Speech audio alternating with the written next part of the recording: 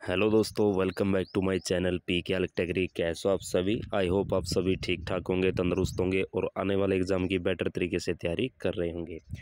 देखिए friend, SSC के द्वारा 26 फरवरी को आपका जो फेज़ 12 का जो नोटिफिकेशन है वो जारी किया गया था, जिसकी लास्ट डेट की यदि मैं बात करूं तो 18 मार्च आपकी लास्ट डेट रहने वाली है।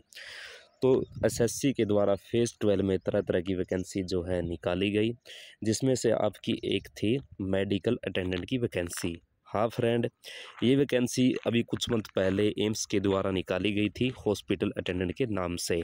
और यदि आपको नहीं पता तो एक न्यू वैकेंसी हॉस्पिटल अटेंडेंट की अब भी जो है कल ही इसका नोटिफिकेशन आया था, यानी कि आंध्र प्रदेश के द्वारा, यानी आंध्र प्रदेश एम्स में जो है आपकी हॉस्पिटल अटेंडेंट की न्यू वैकेंसी आ गई है, जिसकी जानकारी मैंने प्रीवियस वीडियो में आपको दे दी थी।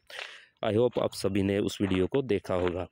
तो अब बात करते हैं मेडिकल अटेंडेंट के बारे में, जो कि एसएससी के द्वारा फेज़ 12 में इस वैकेंसी को जो है जारी किया गया है 2024 में। तो देखिए फ्रेंड, आज हम बात करेंगे, बहुत से बच्चों की मेरे पास क्वेरी आई कि सर ये बताइए कि जो मेडिकल अटेंडेंट का जो एग्ज़ाम होने वाला है, एसएससी के द्वारा जो एग्ज़ाम लिया जाने वाला है, तो इसमें किस तरह के क्वेश्चन जो है पूछे जाने वाले हैं एग्ज़ाम में, क्या इसका सिलेबस रहने वाला है। तो बहुत से ऐसे कमेंट मुझको देखने को मिले बच्चों के, तो इसी को लेकर, इसी टॉपिक को लेकर जो है मैं ये वीडियो आपके लिए बना रहा हूँ।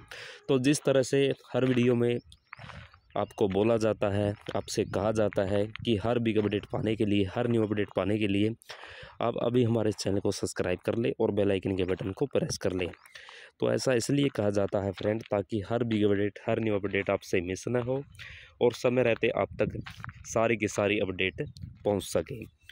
तो आइए फ्रेंड, करते हैं बात इसके सिलेबस के बारे में। तो सिलेबस के लिए चलते हैं इसके नोटिफिकेशन पर। तो देखिए फ्रेंड, ये इसका नोटिफिकेशन है 26 फरवरी 2024, जो कि मैंने अभी कुछ देर पहले आपको बताया कि 26 फरवरी 2024 को आपका ऑनलाइन फॉर्म का प्रोसेस जो है फेज़ 12 का वो शुरू हो चुका है, और जो कि 18 मार्च इसकी लास्ट डेट रहने वाली है। यदि अभी तक आपने इसका फॉर्म अप्लाई नहीं किया है तो आप जल्दी से इसका फॉर्म अप्लाई कर दीजिए। तो बात करते हैं सिलेबस के बारे में मेडिकल अटेंडेंट के।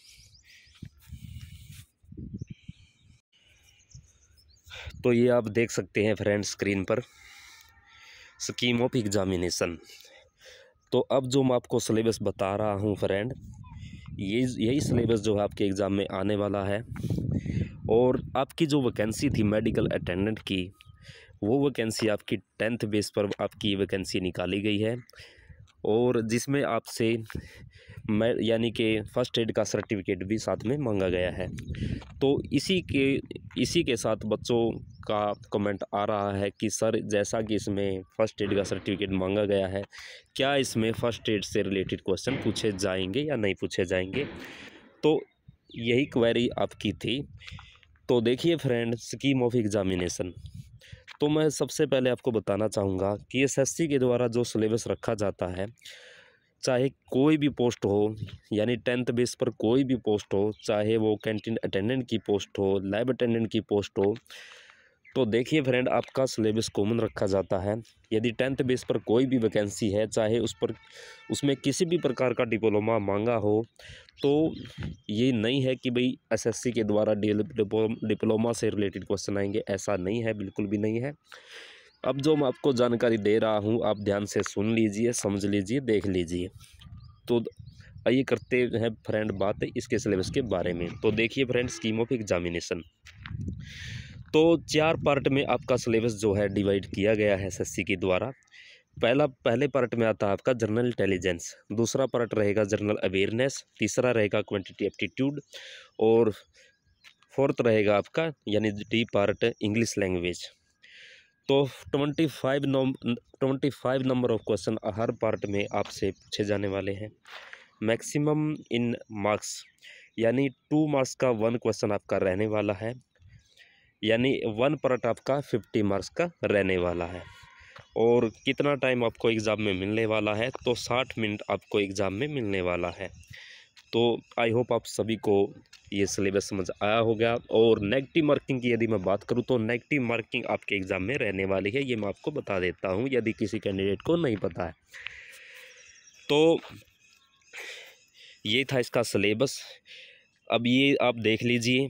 तो एसएससी क्या करता है, एसएससी अपने सिलेबस को अच्छे से डिफ़ाइन करके नोटिस करता है, ये आप देख सकते हैं। तो मैट्रिकुलेशन लेवल की ही आपकी वैकेंसी है। तो यदि अब तक आपको सिलेबस का पता नहीं था तो अब आप ध्यान से देख लीजिए और इसे नोट कर लीजिए और इसके हिसाब से अपनी तैयारी कीजिए यदि आपको एसएससी में मेडिकल अटेंडेंट में सिलेक्शन लेना है। तो जनरल इंटेलिजेंस की यदि मैं बात करूं तो जितने टॉपिक इसमें दिखाए गए हैं तो इन्हीं टॉपिक से आपसे एग्ज़ाम में क्वेश्चन आने वाले हैं। और जनरल अवेयरनेस की यदि मैं बात करूं तो जनरल अवेयरनेस में जो टॉपिक दिखाए गए हैं, शो किए गए हैं, तो यही इन्हीं टॉपिक से आपसे एग्ज़ाम में क्वेश्चन जो है पुट किए जाने वाले हैं। अब बात आती है क्वांटिटेटिव एप्टीट्यूड। तो क्वांटिटेटिव एप्टीट्यूड में जो चैप्टर शो किए गए हैं तो इन्हीं चैप्टर से आपसे क्वेश्चन पूछे जाने वाले हैं। इंग्लिश लैंग्वेज में ये आप देख सकते हैं। तो सिंपल इंग्लिश यानी कि जिसमें ग्रामर हो गई, आपकी वोकैब हो गई, तो इसी से रिलेटेड क्वेश्चन जो है पूछे जाने वाले हैं। और अब बात आती है कि इसमें क्या फर्स्ट एड से रिलेटेड क्वेश्चन आने वाले हैं या नहीं आएंगे। तो देखिए फ्रेंड, फर्स्ट एड से रिलेटेड एक भी क्वेश्चन आपको देखने को नहीं मिलेगा। हाँ फ्रेंड, एक भी क्वेश्चन आपको देखने को नहीं मिलेगा। यानी सब्जेक्ट से रिलेटेड कोई भी क्वेश्चन आपको मेडिकल अटेंडेंट की यदि पोस्ट आपने अप्लाई की है एसएससी में तो आपको एक भी क्वेश्चन देखने को नहीं मिलेगा। जो सब्जेक्ट मैंने आपको दिखाए हैं, बताए हैं, इसी के हिसाब से आप अपनी तैयारी कीजिए। और बात करूँ सब्जेक्टिव क्वेश्चन की, तो सब्जेक्टिव जो क्वेश्चन जो पूछे जाते हैं मेडिकल अटेंडेंट से रिलेटेड, वो पूछे जाते हैं एम्स के एग्ज़ाम में। हाँ दोस्तों, एम्स के एग्ज़ाम में पूछे जाते हैं।